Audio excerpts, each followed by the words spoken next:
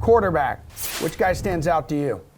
Yeah, I wasn't really considering Joe Burrow at first because, the Cincinnati Bengals, they already clinched their playoff spot and all, but going through the scenarios, they actually have a legit chance to take the number one seed. A few things need to happen here for that to happen, but they're not out of it. And I think the Bengals would love to grab that number one seed and kind of shock everybody here. And I don't know if anybody watched that game last night with the Browns. Holy crap, they look absolutely horrific. They lost like 3 of their defensive backs during that game due to injuries.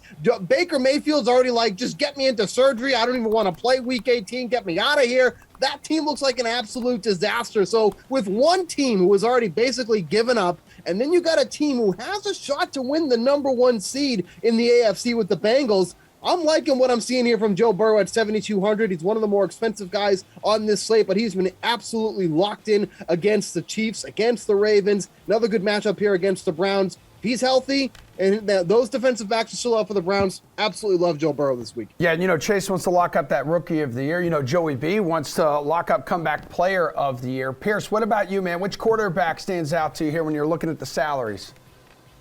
Final week of the season, that means it's going to be a Jordan Love week. We've seen this. I love this spot. We've seen historically these good teams that rest their quarterback and they let the next young stud or star step in and play with all the weapons, and they see what he's got and they put up a strong performance. Saw Patrick Mahomes do this a couple years ago.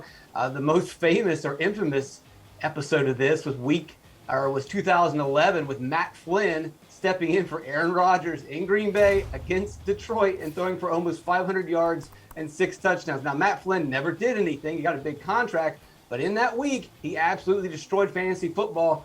I would imagine that Jordan Love is going to be allowed to do whatever he wants. They're going to take the cuffs off of him and see what he's got and see if he's someone they can trust for next season. He's really cheap, and he's got tremendous upside, as we've seen from these one-time late-season quarterbacks in the past.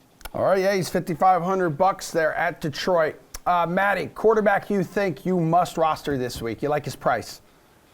So I think Pearce is right, kind of, because I think Aaron Rodgers will play like a quarter or so, and then we'll see all of that from Jordan Love after that. That may actually be enough, 3/4 of him at 5,500. He's pretty far down there.